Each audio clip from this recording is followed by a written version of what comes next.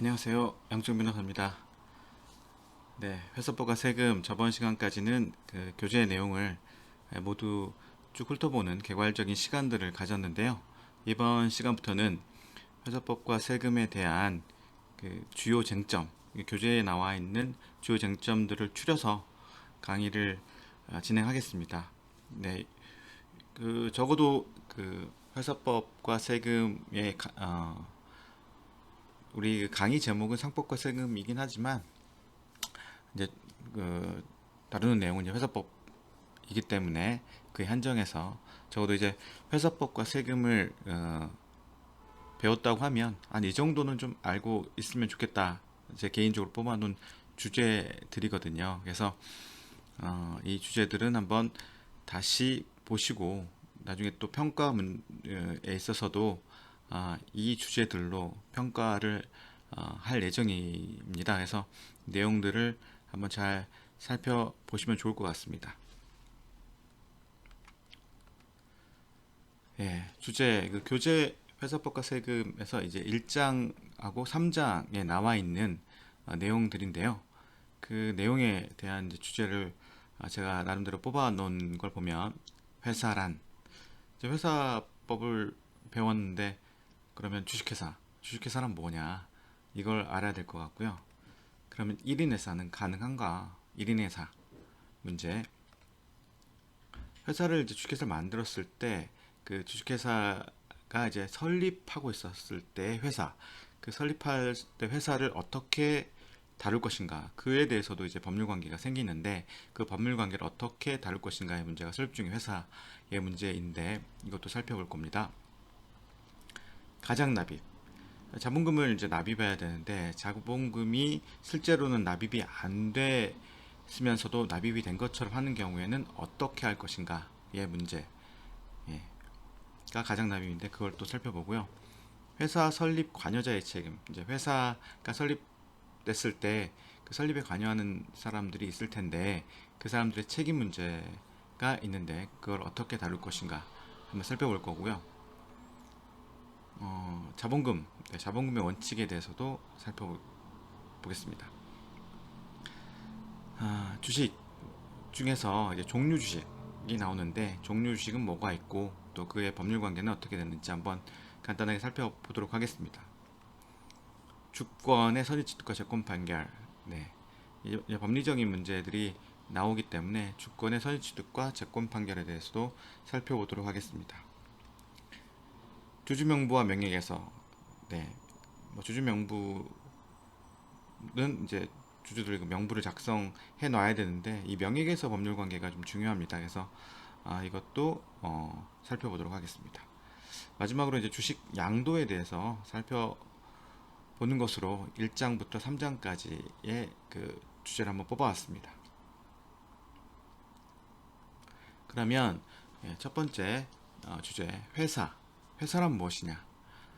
네, 우리 주식회사 배웠는데 같이 봤는데 그러면 회사가 뭐야? 이렇게 말했을 때 적어도 이건 알아야 될 것 같아서 한번 주제로 뽑아왔는데요. 회사란 상행이 그 밖의 영리를 목적으로 설립된 법인이라는 거예요. 네.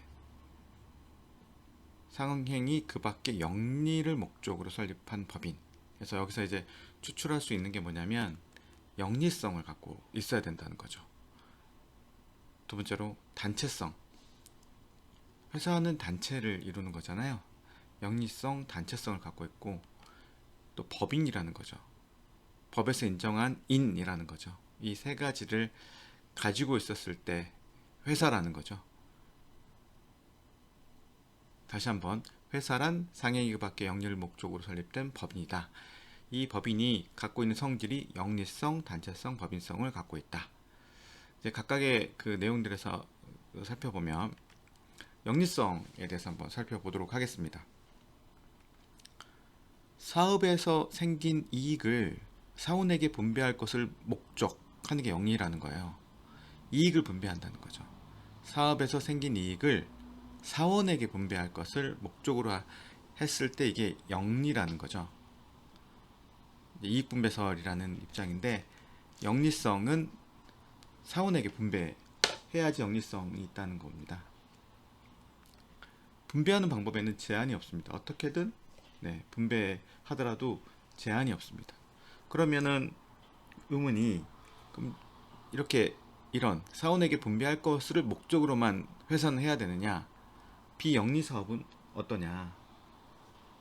비영리 사업도 할 수 있는 거죠. 회사는 영리 사업뿐만 아니라 비영리 사업도 할 수가 있는데, 주된 목적이 그 사업에서 생긴 이익을 사원에게 분배할 것, 영리성을 갖는 게 회사의 특징이라는 거죠.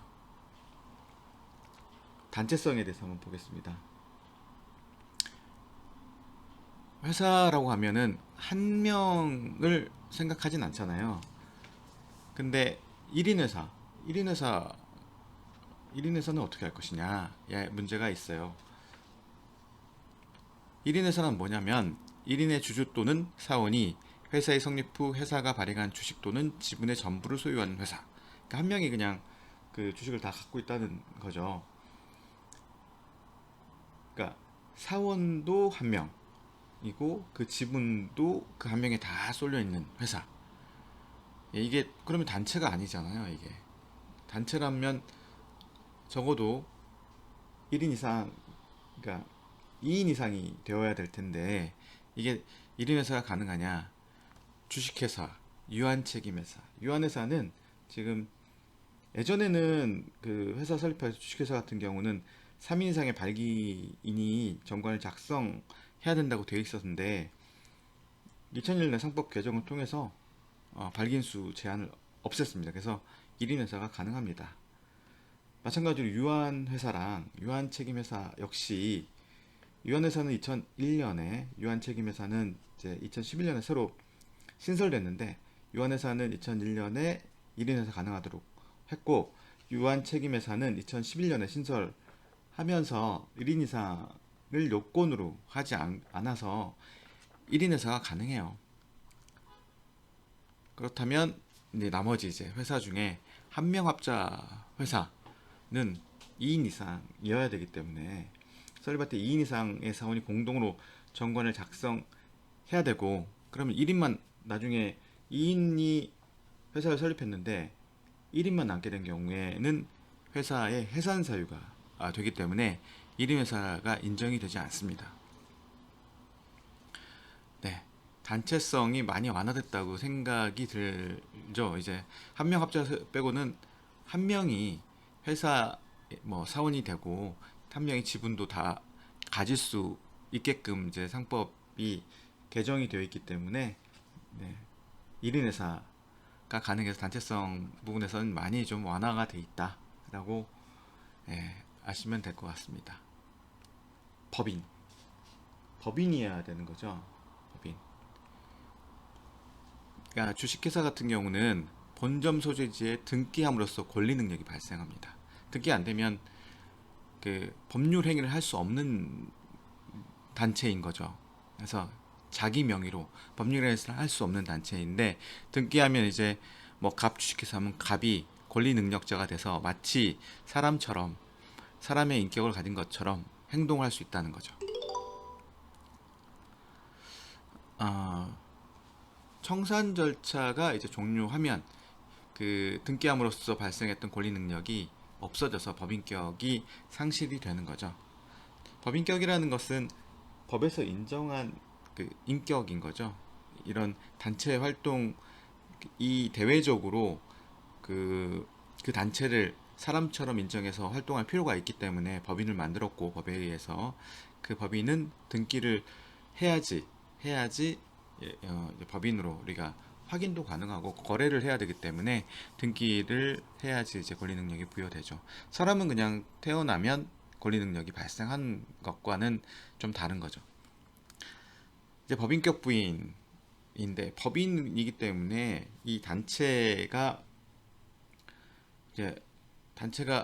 인내 성질이 있어서, 이제 법인격 부인이 제일 문제가 되는 거는, 채권자가 이제 채무자인 회사를 상대로 뭐 이렇게 채권을 행사하려고 봤더니 회사가 돈이 없는 거예요. 돈을 받을 수 없어요. 근데 알고 보니까 그 회사의 대표라든지 뭐 이런 관계자들이 그 회사를 이용해서 회사를 이용해서 뭐 돈을 숨겼다든지 뭐 이런 일이 실거래계에서는 발생하는데, 그러면 이 법인을 뚫고 이 법인격을 뚫고 그 배후에 있는 대표라든지 이런 사람들한테 책임을 물을 것인가?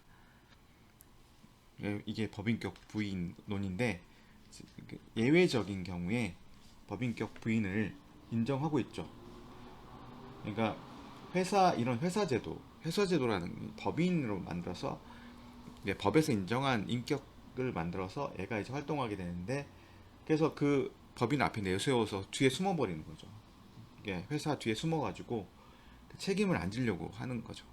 뭐 회사가 책임져, 우린 책임이 없어, 이렇게 하려는 것을 부인하고 그 사람한테 책임을 묻는 거기 때문에 원칙적으로는 이게 인정이 되면 안 되겠죠. 근데 특별한 경우에 예외적으로 이런 법률 관계를 인정하죠.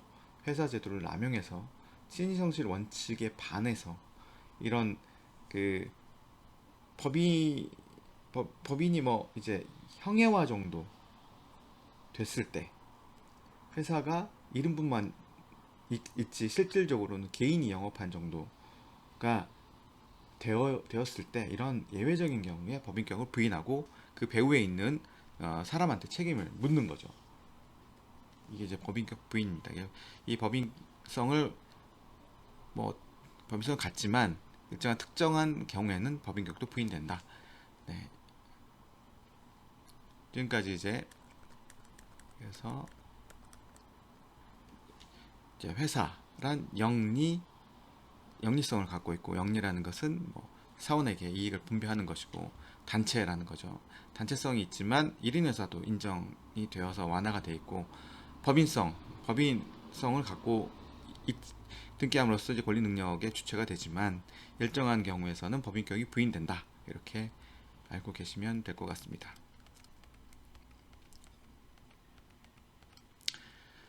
네, 두 번째 주제. 지금 아까 이제 단체성 중에 1인 회사 문제인데요. 1인 회사에 대해서 더 자세히 한번 보겠습니다. 네, 보통의 경우에 그러니까 우리가 그 회사법이라는 뭐 주식회사나 이런 회사법을 상정했을 때는 단체법적인 거잖아요. 여러 사람들이 모인 그런 단체를 예정하고 만든 법률 조항이잖아요. 상법 회사법이라는 게. 근데 1인 회사만 있게 된다면, 그러면 이 약간 법률 관계가 좀 달라져야 되는 거. 1인 회사를 인정한다 하면 그 단체법적인 규율들이 좀 어느 정도는 좀 바뀌어야 되지 않을까. 1인 회사에서는 그런 문제가 있는 거죠. 아까 1인 회사 얘기하면 이제 1인 회사란 사원만 있고 그 회사의 지분 전부가 그 1인에 귀속되어 있는 회사인데, 1인 회사 인정할 것인가 아까 살펴봤죠. 뭐 주식회사, 유한회사, 유한책임회사 인정되고, 한명합자회사는 인정이 안 되고, 1인 회사와 관련된 문제를 한번 이제 보겠습니다. 아까 이제 쭉 봤죠. 이거는 이제 1인 회사와 관련된 문제. 주주총회 운영상의 문제가 있습니다.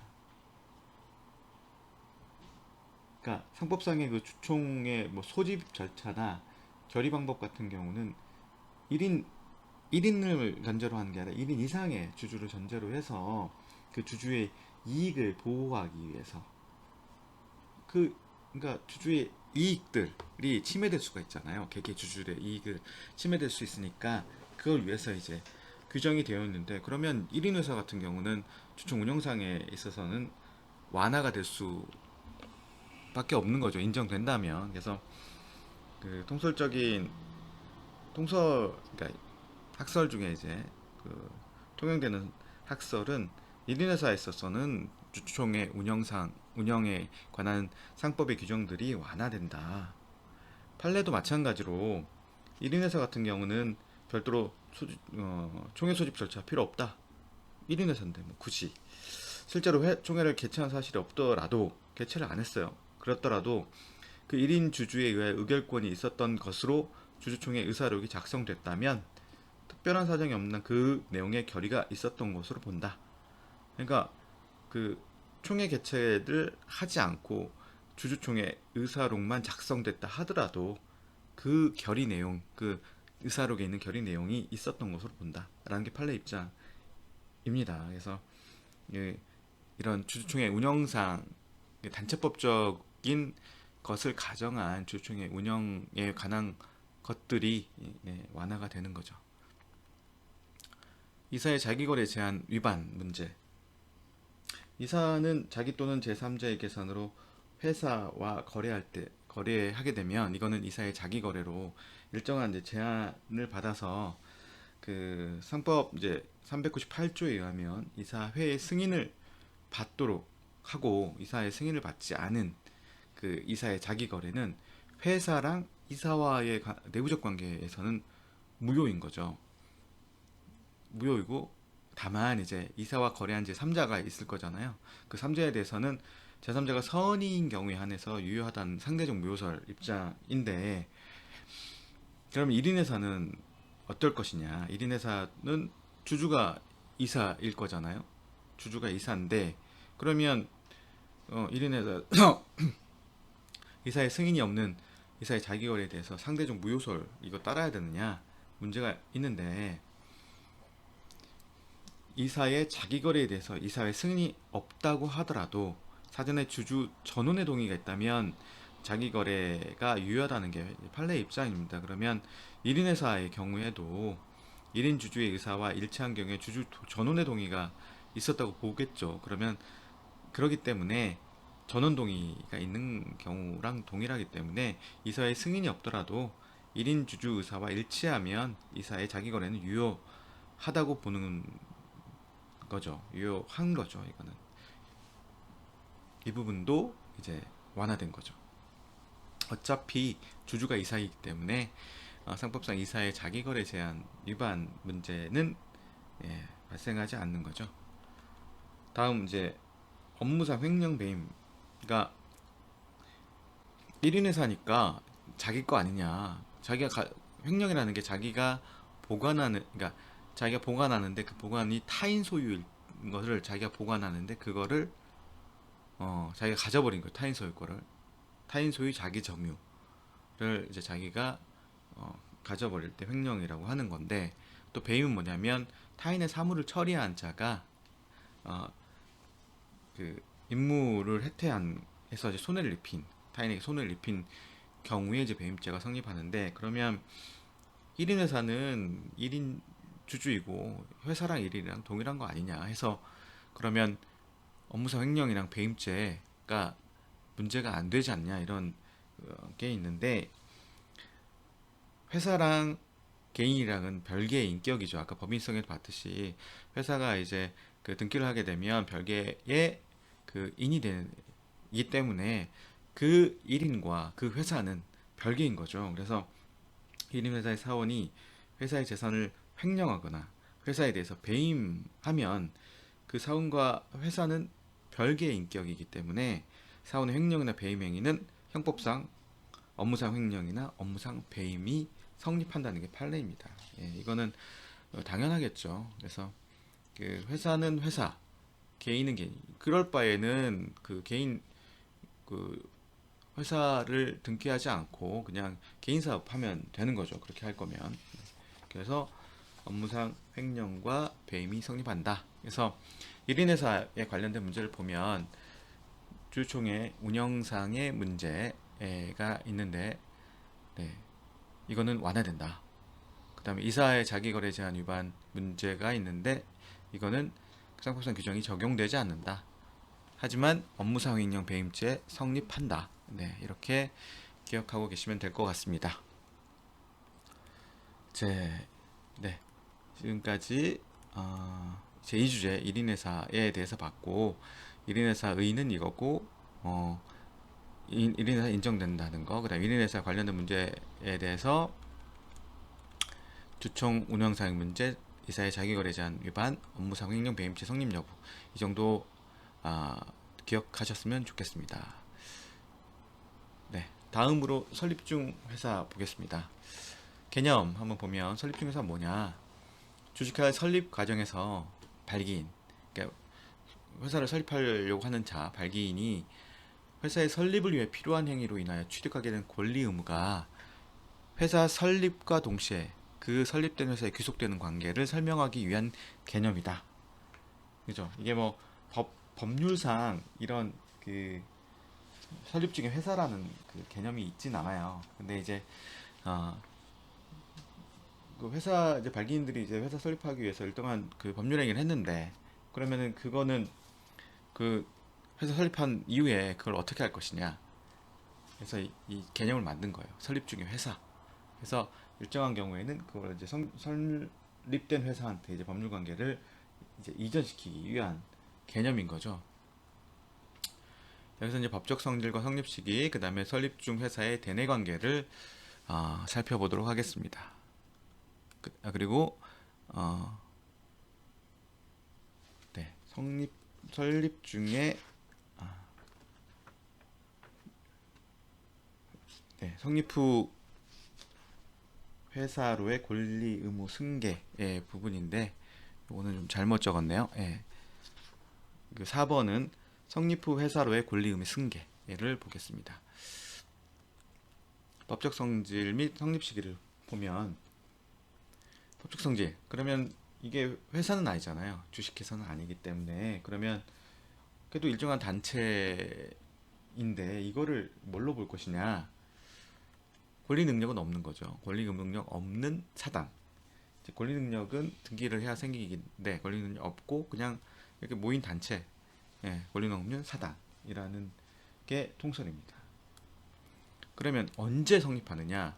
그냥 우리 모여가 발기인들 모여서 우리 회사 만들자 이렇게 해서 성립하는 건 아니기 때문에 그 성립 시기가 중요한 거죠. 그래야지 이제 나중에 이 설립 중인 회사가 이제 그걸 이제 성립 후 회사의 권리 의무를 어떻게 승계할 것이냐, 이런 설립 중인 회사여야지 성립 후 회사한테 그 권리 의무가 승계되는데, 그러면 그 성립 시기는 언제냐?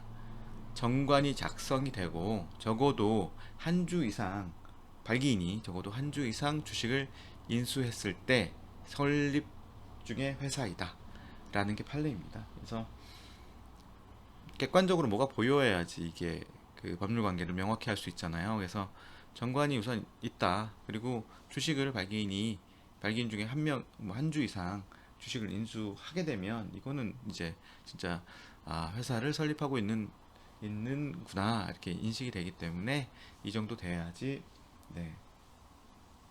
설립 중의 회사로 인정을 하고 있습니다. 그러면 설립 중의 회사 대내외 관계, 설립 중의 회사 대내 관계 보면은 이제 설립 중의 회사 대내적으로는 어떻게 의사결정 어떻게 하느냐. 발기 설립 같은 경우는 발기인의 의결권 과반수로 결정을 합니다. 의사결정은.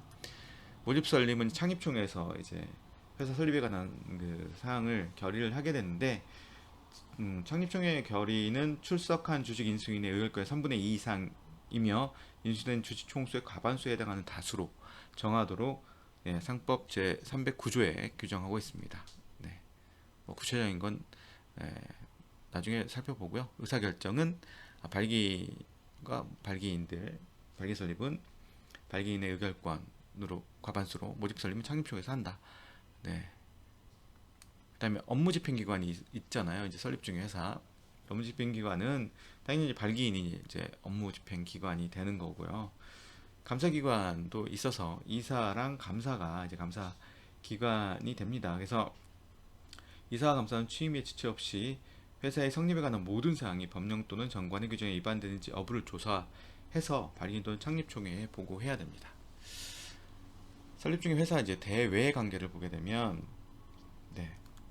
권리 능력 있을까요? 없죠. 아까 이제 권리 능력 없는 사단이라고 얘기를 드렸는데, 권리 능력이 등기가 돼야지 이제 권리 능력이 있는 건데 권리 능력이 인정되지 않습니다. 그렇더라도 일정한 단체로서 활동하기 때문에 민소법상 당사 능력, 소송 권리 능력 없는 사단도 당사 능력 인정되거든요. 그래서 당사 능력 인정되고 부동산 등기법상 등기 능력도 인정이 됩니다. 그래서 이런 권리 능력이 없지만 일정한 단체이기 때문에 당사자 능력, 등기 능력 다 인정이 되고 있습니다. 발기인의 권한 범위를 보면 이제 발기인이 그 대외적인 활동을 할 거잖아요. 그러면 어디까지가 발기인의 권한인가?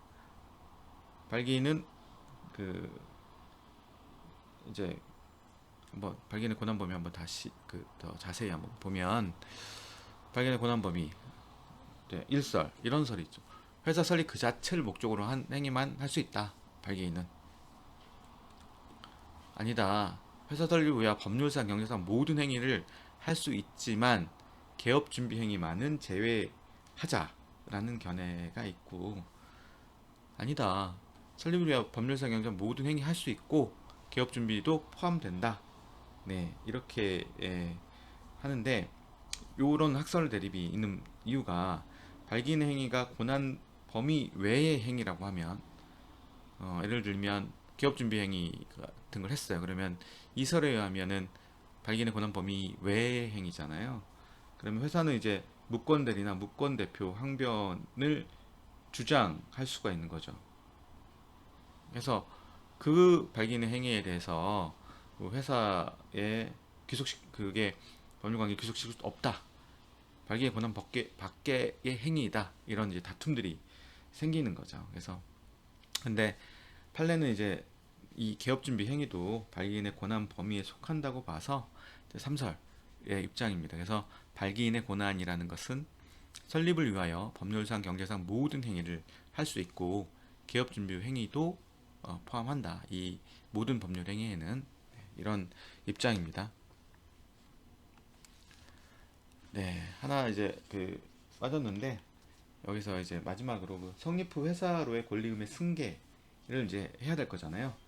설립 중 회사에 귀속되었던 권리 의무가 있는데 그거를 이제 성립 후 회사로 승계하기 위해서는 아까 얘기했듯이 발기인이 한 주 이상 인수한 상태에서 발기인의 권한 범위 내에서 설립 중에 회사의 대표 기관 자격으로 법률 행위를 하면 그 성립 후 회사로의 권리 의무가 승계되는데 이때 승계될 때는 별도의 이전 행위가 없더라도 당연히 성립 후 회사의 권리 의무가 승계된다고 봅니다. 그래서 이게 이제 결국은 이런 점에서 설립 중의 회사가 의미가 있는 거죠. 설립 중의 회사가 설립 중의 회사의 법률 행위를 성립 후 회사로의 권리 의무에 승계시켜가지고 이제 이렇게 되면 이제 회사가 별도의 이런 뭐 권리를 갖는 절차 없이 회사 입장에서는 좋고 또 이 회사 설립 중 회사랑 거래했던 거래했던 당사자도 그냥 그대로 그 권리 의무가 승계되기 때문에 그 법률 관계는 그대로 유지하기 때문에 좋고 그래서 이제 이런 설립 중에 회사의 법률 관계가 이제 중요한 거죠. 네. 좀 독특한 문제이기 때문에 한번 잘 기억했으면 좋겠습니다. 네. 다음 이제 가장 납입을 보겠습니다. 네. 이제 회사를 설립할 때 발기인이 이제 그 주식에 대해서 납입을 해야 되잖아요. 뭐 주식을 인수하거나 제3자가 인수할 때 그 인수대금을 이제 전액 납입하고 납입을 또 제3자 납입하도록 시켜야 되는데 가장 납입을 하는 경우가 있는 거죠. 예. 그래서 가장 납입이라는 건 뭐냐? 주식 인수대금이 회사에 외관상으로는 납입이 되었지만 실제로는 납입이 없는 거죠. 이거는 이제 가장 납입이 되게 되면 회사 설립할 때부터 회사의 그 재산적 기반이 부실하게 되는 거죠. 그래서 회사법에서 제일 중요한 자본 충실의 원칙에 위배되는 거죠. 가장 납입을 하게 되면. 그래서 상법은 이에 대한 이제 규제를 두고 있어요. 규제를 두고 있고 이제 이제 가장 납입을 하는 경우에 그러면은 효과 효과는 어떻게 되느냐, 그것까지 한번 같이 살펴보겠습니다. 가장납입 규제를 어떻게 하느냐. 사전적 규제가 있고요, 사후적 규제가 있습니다. 사전적으로는 납입금 보관자의 증명과 책임 규정을 상법에 두고 있는데요. 납입금을 보관한 은행, 그 밖의 금융기관은 발기인 또는 이사의 청구를 받으면 그 보관 금액에 관하여 증명서를 발급해야 됩니다. 이와 같이 증명한 보관 금액에 대해서는 납입 없이라거나 그 금액의 반환의 제한이 있다는 것을 이유로 회사에 대항하지 못합니다. 이런 이제 납입금 보관자의 증명과 책임 규정을 두고 있고요. 사전적으로는. 사후적으로는 가장납입 환자에 대해서 납입가장죄로 형사 책임지게 합니다. 예. 그래서 납입가장죄가 있고요. 그렇다면 이 납입가장죄가 있으면 요 이제 가장납입한 사람이 뭐 횡령죄가 되느냐? 회사 거를 그냥 이렇게 가져온 셈이 되잖아요. 결국은 그냥, 예, 횡령, 업무상 횡령이냐. 근데 판례는 불법 영득 의사, 그러니까 그거를 타인의 재물을 자기 것처럼 할 의사가 없었기 때문에 업무상 횡령은 아니다, 이런 입장이 있는데, 네, 그런 전원합체 판결이 있습니다. 그래서 사전적 규제와 사후적 규제를 하고 있습니다. 네, 업무상 횡령, 아까 말씀드린 대로 업무상 횡령죄는 이제 성립이 되지 않고요. 주금납입 효과, 그러니까 가장납입이 두 가지 종류가 있어요. 그러니까 은행하고 공모해가지고 이제 마치 돈이 들어온 것처럼 하는 통모 가장납입이 있고, 은행 아닌 제3자로부터 그 돈을 빌려가지고 그냥 이렇게 넣었다가, 예, 그냥 빼는 위장납입이 있는데, 은행하고 이제 통모해서 하는 거는 이제 그 사전적 규제도 있고 해서 거의 일어나지 않아요. 근데 위장납입이라고 이제 은행 말고 제3자한테 돈을 빌려가지고 납입금을 일시로 납입하는 그 위장납입이 실거래에서는 일어났는데, 이러한 위장납입이 했을 때 효과를 어떻게 할 것이냐. 네, 위장납입 효과.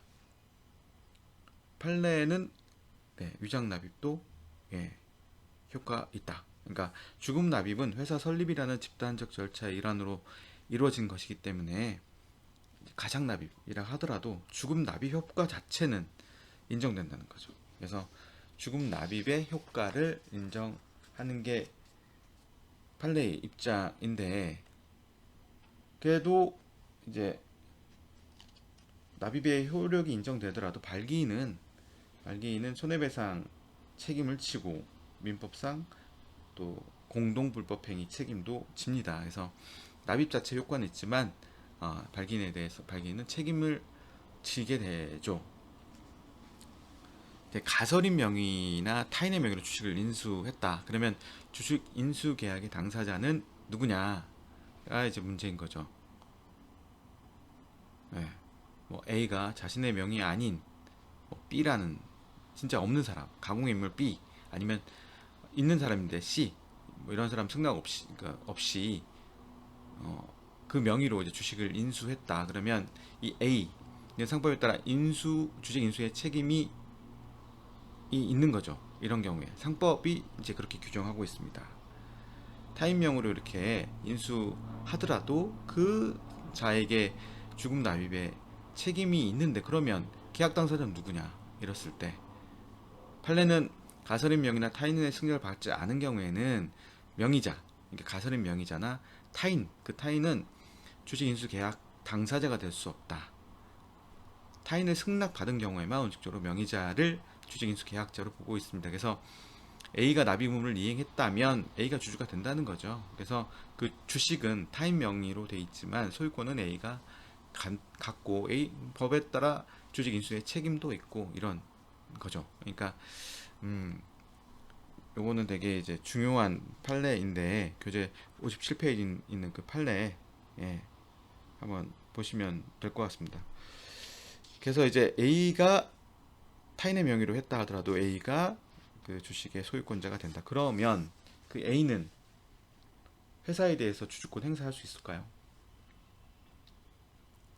예, 전원합의체 판결이 이제 2017년에 났는데 명의에서는 단순한 사무처리의 편의를 위한 것이 아니라 회사에 대한 주주권 행사를 명의개설 기준으로 획일적으로 정해야 된다. 그래서 타인의 승낙을 받은 A는 그 타인과 연대하여 주식 인수 납입 대금 책임이 그 주식 납입 대금 책임이 있는데, 그러니까 그 이 회사에 대한 주주권 행사는 명의개설을 기준으로 획일적으로 정해야 된다고 판례가 보고 있습니다.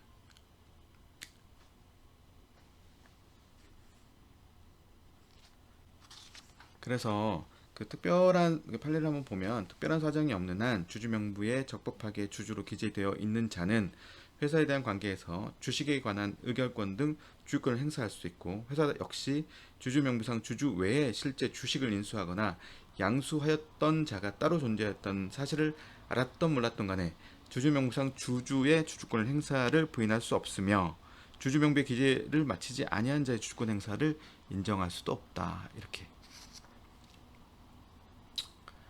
주주 명부의 기재를 마치지 않고도 회사에 대한 관계에서 주주권을 행사할 수 있는 경우는 주주 명부의 기재 또는 명의개설 청구가 부당하게 지연되거나 거절되었다는 등의 극히 예외적인 사정이 인정된 경우에 한한다. 그래서 주주 명부에 따라 주주권 행사는 인정이 된다. 계약 당사자는 A이더라도 주주 명부에 C로 돼 있으면 그 C가 주주권을 행사할 수 있는 거지 A가 주주권을 행사할 수는 없다는 의미죠.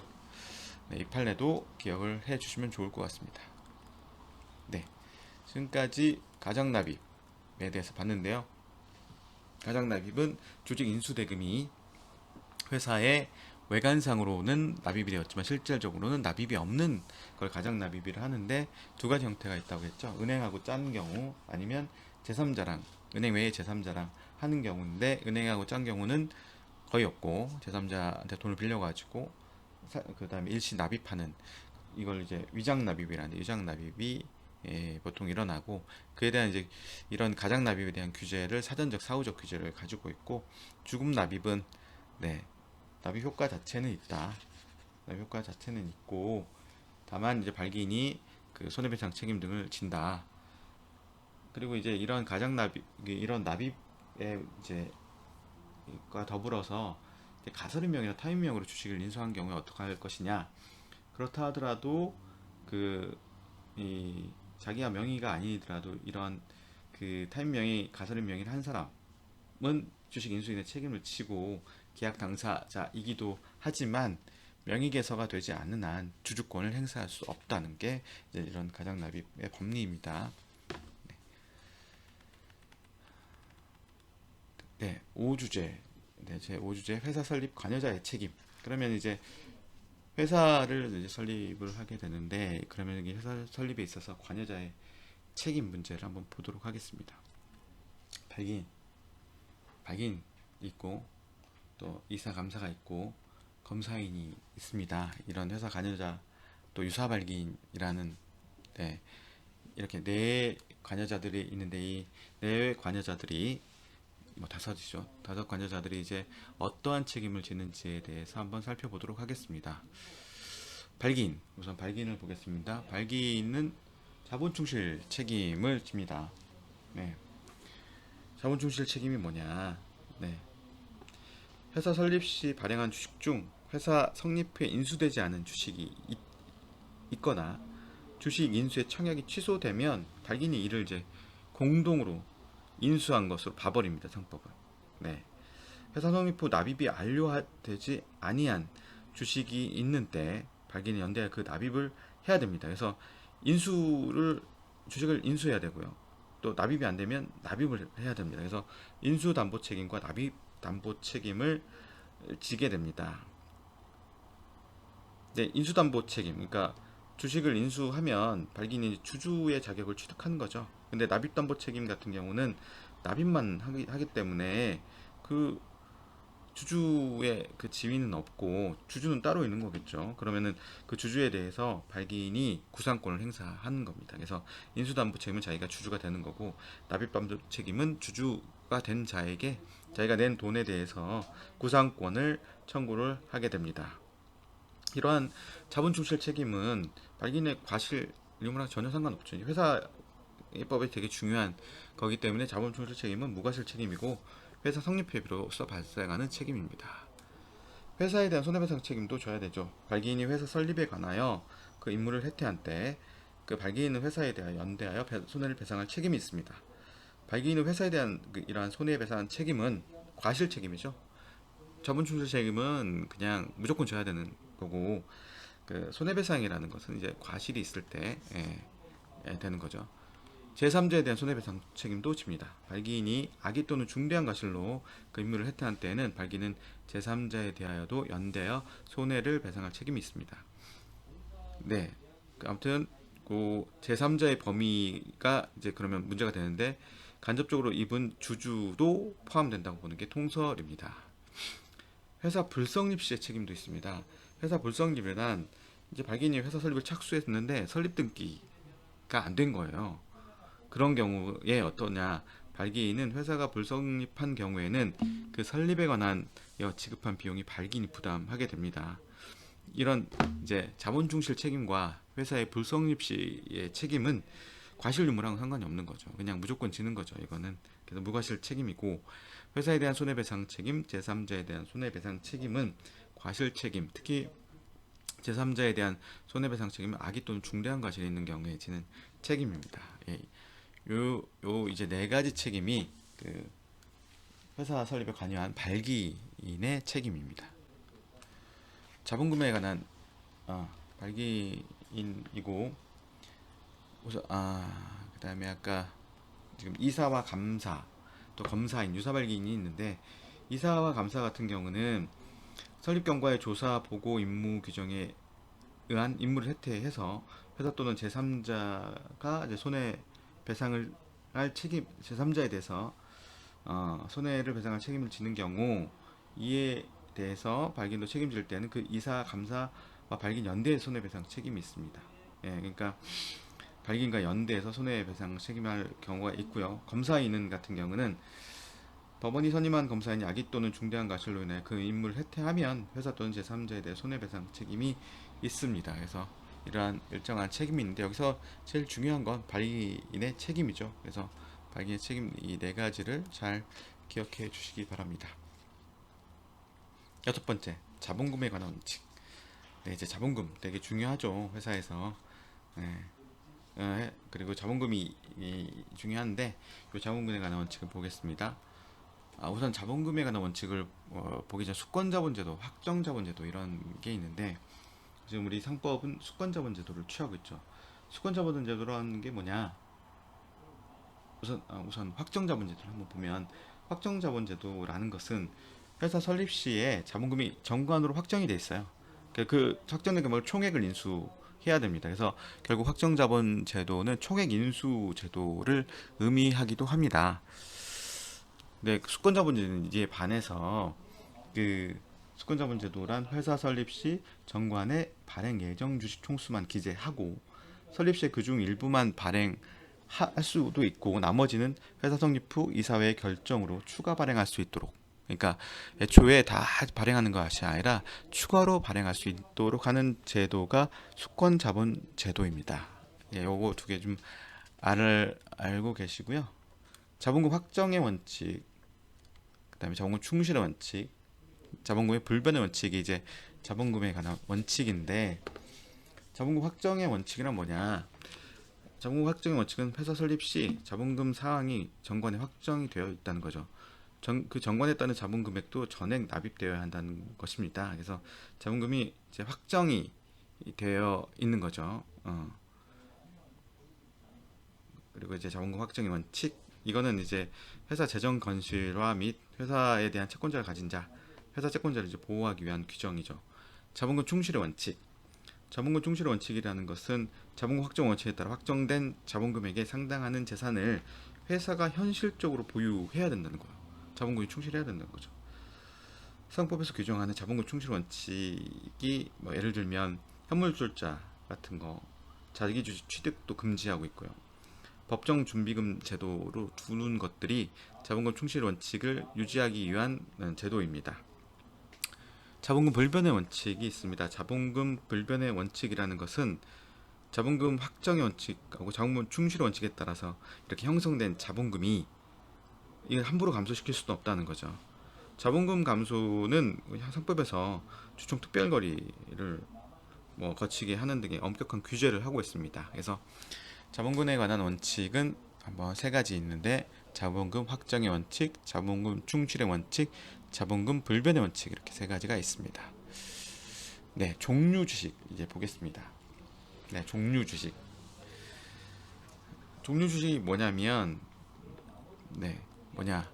이익의 배당, 자녀 재산의 분배, 주총의 의결권의 행사, 상환 및 전환 등에 관하여 내용이 다른 종류의 주식이라는 거죠. 내용이 다르다. 다른 종류의 주식이다. 네, 이 의미죠. 종류 주식이 이렇게 발행이 되면 이게 이익 배당이나 이런 부분에서 달라지기 때문에 기존의 다른 주주랑 지위가 다르잖아요. 그래서 다른 주주의 그 지위에도 영향이 있고 또 이런 그 이익 배당이나 자녀 재산의 분배 이렇게 되면 자본 충실 원칙에도 위배될 우려가 있죠. 그래서 상법은 정관으로 그 각 종류의 주식의 내용과 수를 정해야 된다 이렇게 규정하고 있습니다. 그러면은 이제 종류 주식 보면 의결권 배제 및 제한에 관한 종류 주식이 있고요. 그다음에 상환 종류 주식이 있고요. 그다음에 전환 종류 주식이 있습니다. 그래서 요거 간단하게 내용을 보면 그 이익 배당 및 자녀 재산 분배에 관한 그 종류 주식은 회사가 이익의 배당 또는 자녀 재산의 분배에 관하여 내용이 다른 종류의 주식을 발행할 수 있는데 이 경우 정관에 그 종류 주식의 주주에게 교부하는 배당 재산 또는 자녀 재산의 종류, 배당 재산 또는 자녀 재산 가액의 결정 방법, 이익에 배당하는 조건 등 이런 걸 정해야 된다는 거죠. 이 종류로는 우선주도 있고 후배주도 있고 혼합주 이런 얘기를 들어봤을 거예요. 우선주라는 것은 이익 배당이나 자녀 재산 분배에 있어 보통주보다 유리한 조건이 인정되는 게 우선주고, 후배주라는 것은 보통주보다 여루적인, 그러니까 더 낮은 지위를 갖는 주식이 후배주고요. 이익 배당은 우선적인데 자녀 재산 분배는 다른 주식과 불리한 이렇게 된 혼합주라는 거죠. 근데 우리나라 같은 경우는 이 종류 이익 배당에 관한 종류 주식이 거의 우선주만 발행되는 현실입니다. 네, 그러면 상환 종류 주식이 뭐냐? 상환 종류 주식이라는 것은 회사의 이익으로 소각할 수 있는 종류 주식을 말합니다. 그래서 이 주식을 발행할 때부터 회사가 이익으로 소각할 것이 예정된 종류 주식입니다. 주주는 원칙적으로 회사로부터 자신의 투자금을 회수할 수 없어요.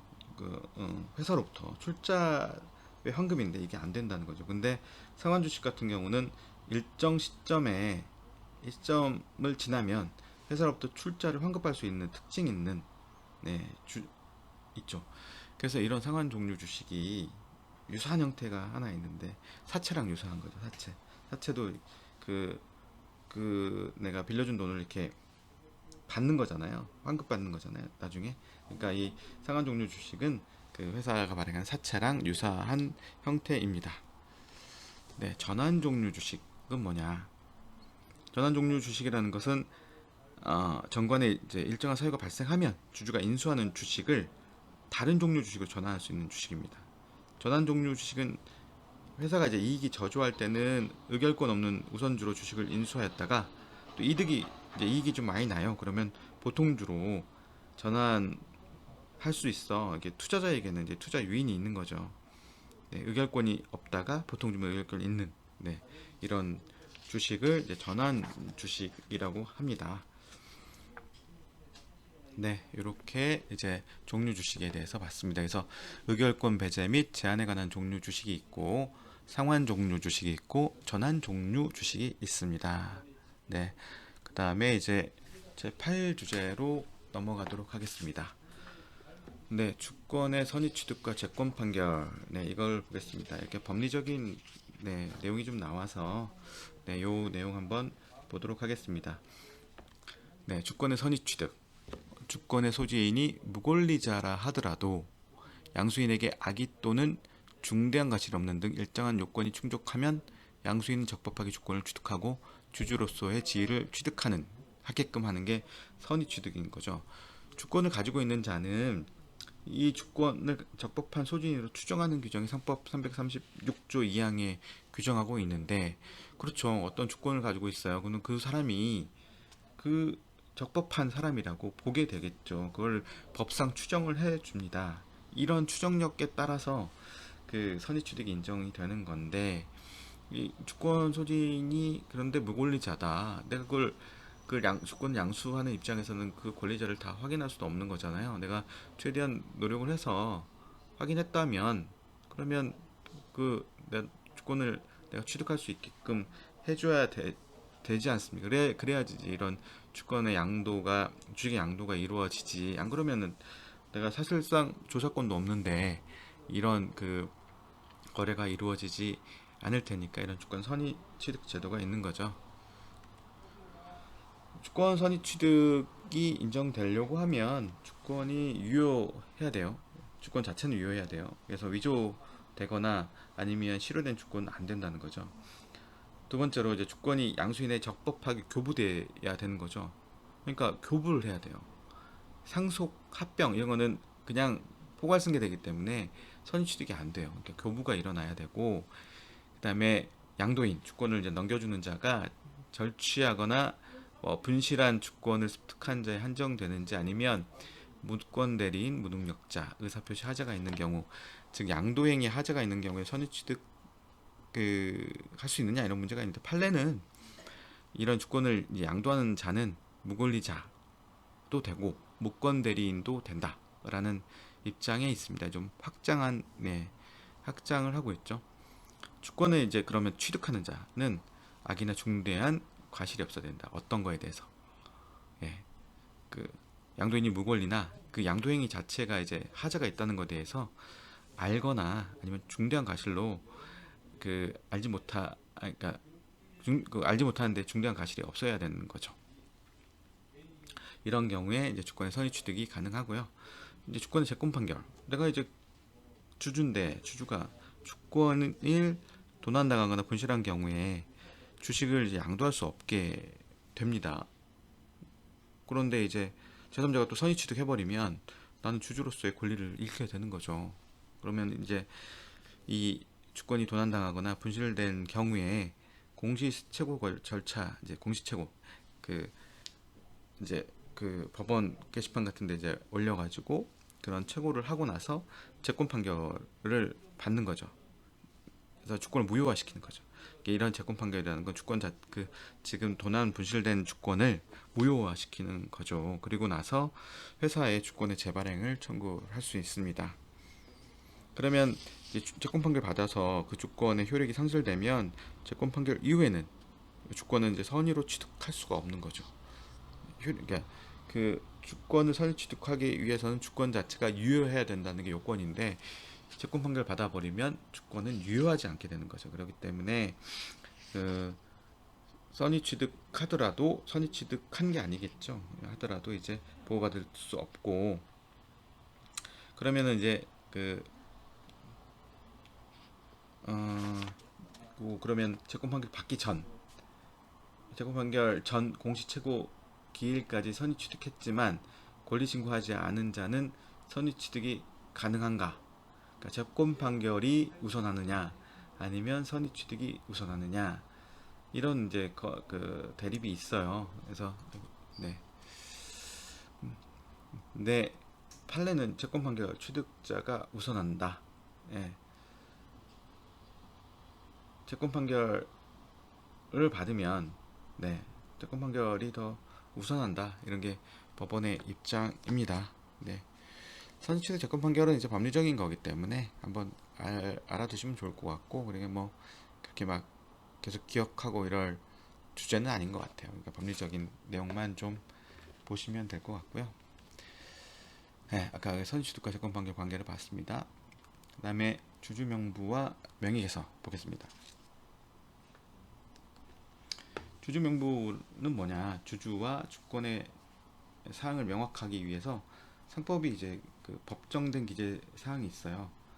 그 주주의 성명, 주소, 각 주주가 가진 주식의 종류, 그 수, 각 주주가 가진 주식의 주권을 발행할 때 그 주권의 번호, 각 주식의 취득 연원을 이제 그걸 적는 장부가 이제 주주 명부예요. 그러면 명의개서는 뭐냐? 예, 명의개서는 뭐냐? 그러면 명의개서는 그 주식을 이제 그런 애초에 그 주주가 있는 주식을 양도할 때 그 양수인의 성명과 주소를 주주 명부에 기재하는 거, 그걸 이제 명의개서라고 하는 거죠. 명의를 바꾼다는 거죠. 그러니까 주식이 양도됐을 때 명의개서가 일어나는 거죠. 명의개서가 되게 좀 중요합니다. 이거는 명의개서의 효력, 명의개서가 이제 중요하죠. 예. 그리고 명의개서의 미필주주의 지위, 명의개서를 마치지 못한 주주의 지위는 어떻게 인정할 것인가, 이게 중요한 주제이니까 한번 살펴보도록 하겠습니다. 명의개서 효력, 대항력과 추정력과 면책력이 있습니다. 대항력은 뭐냐? 주식이 이전됐는데 새로운 이제 양수인의 성명과 주소를 주주 명부에 기재하지 않았어요. 그러면 회사에 대해서 대항할 수 없다는 거죠.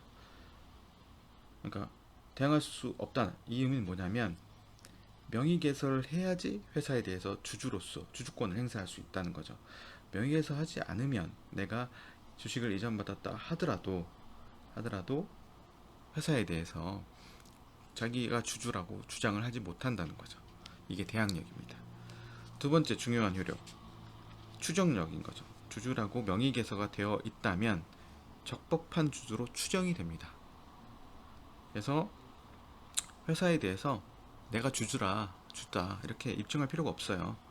오히려 회사 측에서 그 추정력을 깨트려야 돼요. 실질 주주가 아니라면 회사에서 이런 추정이라는 거는 입증을 누가 하느냐, 입증 책임이 넘어가는 건데, 법에 따라서 나는 명의개서가 되어 있으면 난 그냥 주주로 되는 거예요. 근데 너가 주주가 아니라는 걸 내가 입증할 필요가 없이 상대방이 입증해야 되는데 회사가 이제 입증을 해야 되는 거죠. 대항력, 추정력이 있고요. 면책력. 네. 회사가 이제 주주에 대한 통지나 채고는 어떤 각종 통지나 채고를 할 거잖아요. 근데 주주 명부에 기재된 주소 또는 그 자로부터 회사에 통지한 주소로 하면 돼요. 주소가 사실과 다르고 이로 인해 주주가 통지를 받지 못했다 하더라도 회사는 책임을 지지 않아요. 면책력이 있는 거죠. 네. 그래서 이 명의회사가 굉장히 효력이 있는 거죠. 대항력도 있고 추정력도 있고 면책력도 있고, 대항력 입장에서는 회사는 주주 명부대로 그냥 인정하면 되고, 추정력은 회사 입장에서는 그 추정을 깨고 싶을 때 너 실질 주주 아니니까 회사 입장에서 깨야 되는 거. 면책력은 또 회사 입장에서도 그 주주 명부 기재된 주소, 또 그 주주가 통지한 주소만 그대로 통지하면 면책되는 효력이 있는 겁니다. 명의개서 미필주주의 지위를 보겠습니다. 명의개서 미필주주가 뭐냐? 미필, 뭔가 뭐 군대 미필 하듯이 미필, 뭔가 마치지 않았다는 거죠. 주식을 양도받았음에도 명의개서를 하지 않아서, 명의개서를 마치지 않아서 주주명부상 주주로 기재되지 않은 양수인, 주식은 양도받았지만 명부에 기재가 되지 않아서 이제 이런 자를 어떻게 어떤 법률적인 효과를 줄 것이냐가 명의개서 미필주주의 지위인데요. 명의개서를 하지 않은 주식의 양수인은 회사에 대해 대항하지 못합니다. 회사에 대항을 하지 못하죠. 아까 대항력이 명의개서에 있기 때문에 내가 양수했다 하더라도 회사에 대해서 대항하지 못하죠. 그러면 회사가 명의개서 하지 않은, 이런 명의개서 하는 자를 권리행사 허용하는 거 가능하느냐? 가능할까요? 그러니까 나는 회사에 대해서 주주권 행사 못하지, 회사는 그냥 너 인정해줄게, 이거는 가능하냐? 판례는 주식의 취득자가 명의개서 하지 않으면 스스로 회사에 대해 주주권을 주장할 수 없을 뿐이고, 회사 측에서 명의개서를 하지 아니한 실질상의 주주를 주주로 인정하는 것은 가능하다.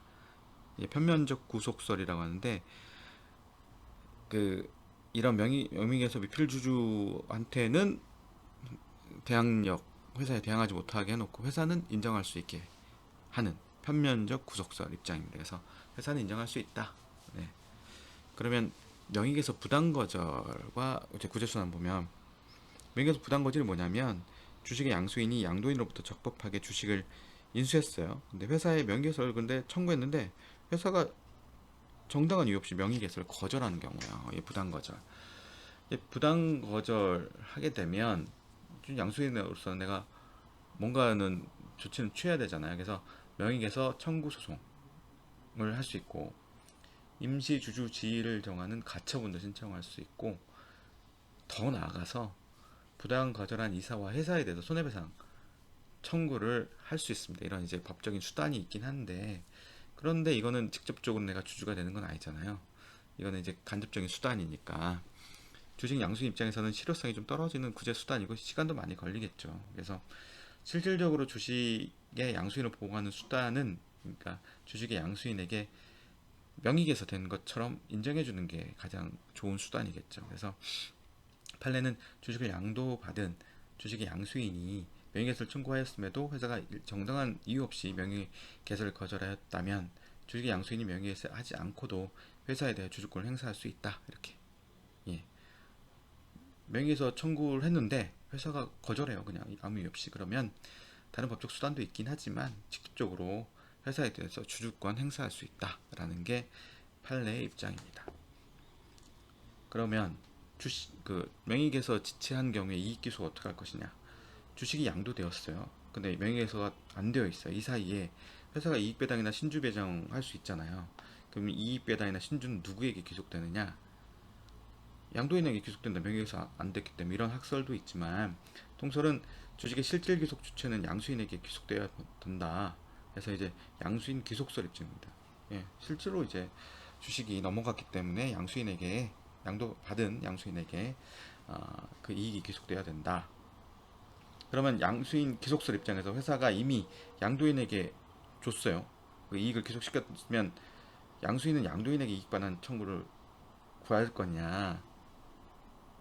예, 뭐 부당이득 반환 청구, 뭐 사무관리 뭐 이런 것들로 해서 양수인이 양도인에게도 주주도 아니면서 나한테 넘겼으면서 이익을 받았으니까 나한테 달라 이렇게 할 수 있다는 거 보고 있습니다.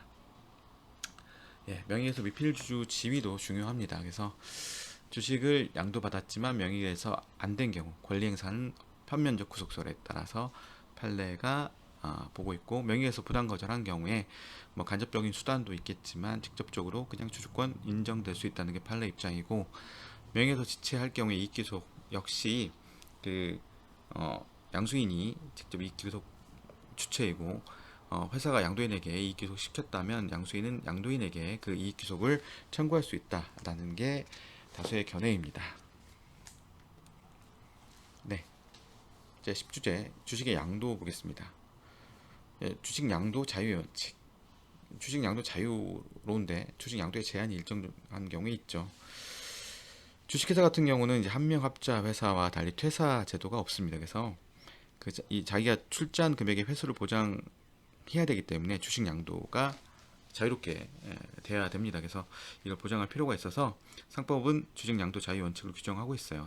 335조에 주식 양도라는 게 뭐냐면 주식을 매매, 증여, 교환 등과 같은 법률행위에 의해서 주권을 이제 거래 상대방에 이전합니다. 근데 원칙적으로 이렇게 제한이 없었는데 그 상법 이제 개정하면서 95년 개정하면서 주식 양도 제한이 가능하도록 여러 규정들이 도입이 됐습니다. 그래서 지금 양도 제한에 대해서 한번 살펴보도록 하겠습니다. 정관에 의한 제한이 있고요. 권리주의 양도의 제한이 있고 주권 발행 전 주식 양도의 제한이 있습니다. 자기 주식 취득의 제한이 있습니다. 네, 이 중에서 지금 뭐 주권 발행 전 주식 양도의 제한, 자기 주식 취득 제한 이렇게 살펴보도록 하겠습니다. 뭐 정관에 이제 제한을 둘 수도 있고요. 정관은 이제 뭐 정관에 정하는 바에 따라 이사회 승인 받도록 주식 양도 그렇게 할 수 있고요. 그 다음에 권리주 양도 제한. 그러니까 권리주라는 거는 주식이 인수된 후에 아직 주식으로서 효력이 발생되기 전까지의 주식 인수인의 지위를 의미하는데, 주식 인수인이 이제 권리주를 이런 권리주, 주식의 효력이 발생하기 전까지의 주식을 양도한 경우에는 양수인이 회사의 주식 인수인 지위를 주장하지 못하고 회사 역시 양수인은 주식 인수를 승인하지 못하는 거죠. 하지만 뭐 주식 양도나 양수인과 양수인 사이에 채권적 효력은 있는 거죠. 그래서 나중에 양도인이 주권을 발행받으면 양수인은 그 주권을 나한테 달라 이렇게 할 수가 있는 거죠. 그래서 권리주라는 것은 그 특성상 아직 주식으로서 효력이 발생하기 전이기 때문에 이거는 그 주식 인수인으로서 지위를 인정하지 못하고, 양도하더라도 이거는 그냥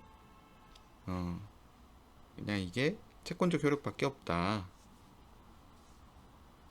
그래서 이제 이런 권리주는 그 회사에 대해서 효력이 없는 거죠. 그래서 사실상 양도 제한의 효과가 있는 거죠. 네, 주권 발행 전 주식 양도의 제한. 네. 회사 성립 후 또는 신주 납입기일 후 6월이 경과한 때 주권 발행 없이 양도 가능하다는 규정을 두고 있는데요. 그러면 이 규정을 보면 그러니까 주권 발행되기 전에는 주식의 양도는 회사에 대해서 효력이 없습니다. 없는데, 그러니까 주식 양도는 이제 주권이 교부돼야지 효력이 발생하는데, 이런 주권을 발행하기 전에 주식을 양도했을 때 회사에 대해서 효력이 없다고 상법이 규정하고 있는데, 그럼에도 이제 회사 성립 후 또는 신주 납입 기일 후 6월이 경과하면 이런 주권 발행 없이 양도도 가능한 거죠.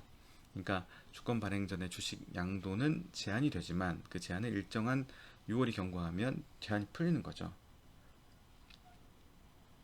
그러니까 주권 발행 전에 6월이 경과하기 전, 발행 전, 그리고 이런 회사성립 6월이 경과하기 전에 주식을 양도하면 아까 그 권리주 봤잖아요. 권리주와 마찬가지로 회사에 대해서 그 주주로 주장을 못하고 회사도 그 양수인을 주주로 인정할 수도 없고, 하지만 권리주와 마찬가지로 양도인과 양수인 사이의 채권적 효력은 인정이 되는 거죠. 그러면 주식 발행 후에 6월이 지나면 지나도록 주권이 발행이 안 돼요. 그러면 회사가 6월이 지나도록 주권을 발행하지 않으면 종전 양도는 그냥 유효하게 되는 겁니다. 네. 그 제한의 외외가 이제 아까 이거죠. 이제 회사 성립 후 또는 신주 납입 기일 후 6월이 경과한 때에는 주주가 주식을 양도할 수 있는 것. 이제 이때 양도 방법은 이제 주권이 없으니까 주권을 교부할 수는 없는 거고요. 민법의 일반 원칙에 따라서 양도인과 양수인 간의 합의로 양도의 효력이 발생합니다. 둘이 발생하는데, 회사에 대해서 주주로서의 그 권리를 행사하려고 하면 명의개설을 해야 된다. 네, 명의개설을 해야 된다는 게 판례 입장입니다. 명의개설, 회사의 관계에서는 명의개설을 해야 되는 거죠. 그만큼 명의개설 중요하죠.